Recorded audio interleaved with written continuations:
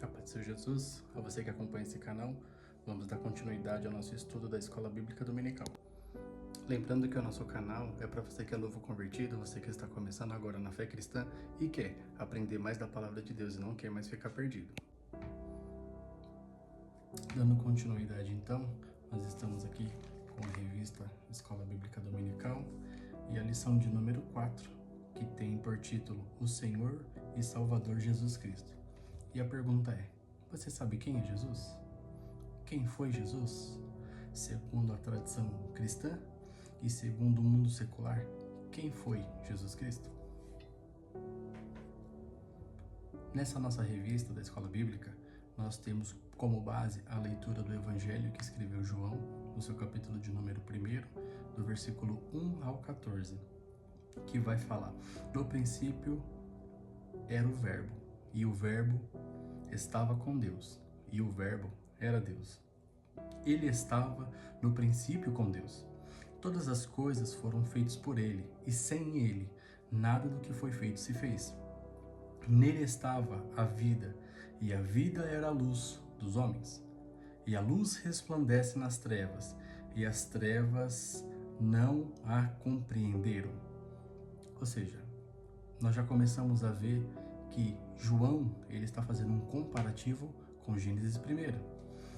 O que era o verbo lá de Gênesis 1? Quando Deus falou, e haja luz, houve luz. E João começa dizendo, no princípio ele era o verbo. Ou seja, João está dizendo para nós que quando Deus disse, haja luz, Jesus foi o verbo da ação da palavra de Deus. Ou seja, quando Deus falou, haja, o verbo era a ação de fazer.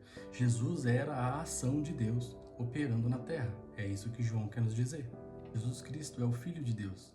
Mas mesmo ele sendo o Filho, ele é uma única unidade com Deus.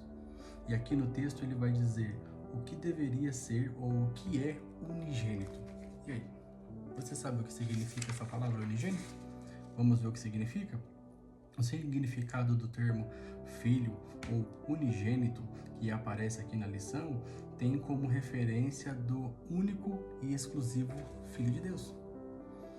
Deus teve um filho de uma forma exclusiva e não de uma forma gerada. Por isso ele se é referido como unigênito. Então todo o Velho Testamento vem lembrando ou nos mostrando quem seria Jesus. No livro de Isaías, o capítulo 7:14 diz assim: portanto, o mesmo Senhor vos dará um sinal, e eis que uma virgem conceberá, e dará à luz a um filho, e o chamará o seu nome Emanuel. Ou seja, uma profecia que falaria como que Jesus viria. Em Isaías também 9:6 fala, porque um menino nos nasceu, um filho nos deu, e o principado está sobre os seus ombros, e se chamará Maravilhoso, Conselheiro, Deus Forte, Pai da Eternidade, Príncipe da Paz.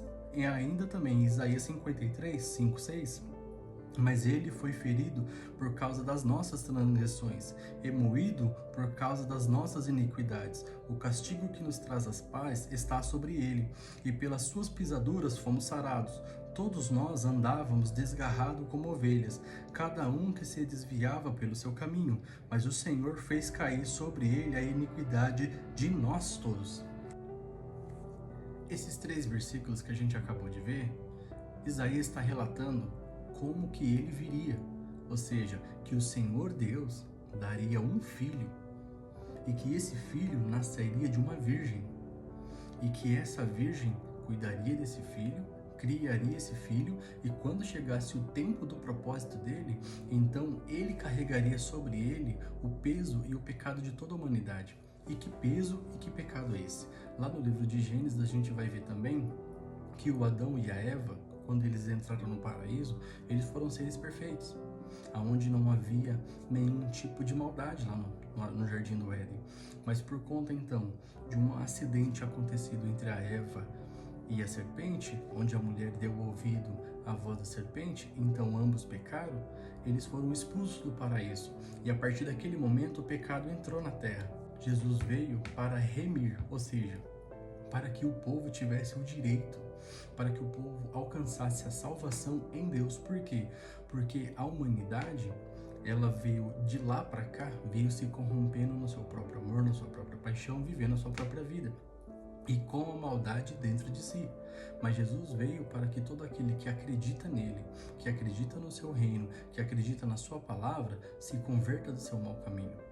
Que acreditando que ele é o verdadeiro Messias, que ele veio para salvar todos nós, ele virá, ou veio no caso. Ele veio, e quando ele morreu na cruz do Calvário, como está aqui em Isaías, que a gente acabou de ler, ele está levando sobre ele todos os nossos pecados. Para todo aquele que olhar para ele e acreditar nele e falar, esse é o verdadeiro Cristo, eu realmente preciso de salvação, ele veio para salvar eu e você.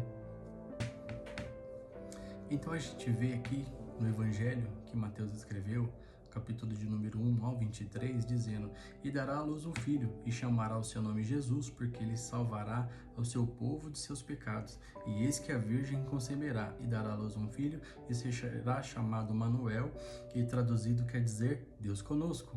Ou seja, o Evangelho começa referindo-se à profecia de Isaías. Os livros estão se conectando. Lá atrás, o profeta havia falado que ele viria e que ele seria o salvador da terra, que seria o salvador dos seres humanos na terra. E então Mateus começa dizendo que essa profecia se cumpriu, porque ele veio de uma virgem e ele nasceu de uma virgem. Então ele veio até essa terra. Ele nasceu nessa terra. E muitas pessoas ficam se perguntando que prova se tem de que ele realmente existiu. Que prova se tem de que realmente Jesus é verdade? A gente vê aqui alguns documentos que podem talvez comprovar a existência de Jesus. Temos três historiadores, um deles é Flávio Joséfo, o outro é o Tácito. Então já conseguimos ver que Jesus, ele era uma promessa. Já conseguimos ver que Jesus nasceu, tem evidência histórica de que ele nasceu. Tem evidência histórica de onde ele morreu. Tem evidência histórica da sua sentença, ou de um Christus, agitador, que tem documentos que provam isso.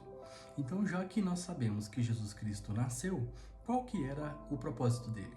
João 1,29 vai nos dizer: No dia seguinte, João viu a Jesus, que vinha para ele, e disse: Eis o Cordeiro de Deus, que tira o pecado do mundo. João 14,6 vai dizer: Eu sou o caminho, a verdade e a vida. Ninguém vai ao Pai senão por mim. Então quem é Jesus? Jesus, ele é o Filho de Deus.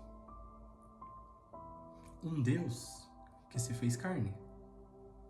Um Deus que precisou descer a essa terra para que levasse a nossa redenção. Como assim? Eu nunca pequei, eu nunca errei, eu nunca matei, eu nunca fiz mal. Por que eu estou condenado? Esta terra, ela está condenada, vamos dizer assim. E Jesus veio para dar redenção. Quando a gente estuda lá no Gênesis, no começo, a gente vê que existe um episódio aonde a morte vai passar pela terra e vai punir os egípcios. Então, Deus manda a orientação a Moisés. Todas as pessoas que ficarem em casa, coloque sangue no umbral da porta. E esse sangue no umbral da porta, ele vai ser a representação. Ele vai ser a tipificação de Jesus. Porque aonde tiver o sangue, a morte não vai passar. Aonde tiver o sangue, nada vai acontecer. Esse relato está em Êxodo 12:13, que diz: Aquele sangue vos será por sinal nas casas em que estiverdes. Vendo eu o sangue, passarei por cima de vós, e não haverá entre vós praga destruidora, quando eu ferir a terra do Egito. Ou seja, nós nascemos numa terra e que ela já estava aqui. Nós nascemos no mundo que ele já estava aqui. Então alguém criou isso, que nós já vimos na lição anterior, que foi Deus. Alguém projetou isso, que nós já vimos, que foi Deus. Só que através da maldade, através do intermédio de Lúcifer dentro do paraíso, no corpo da serpente, fez com que o homem perdesse a essência divina. Mas Deus, ele é tão bom conosco que ele não interfere nas nossas escolhas.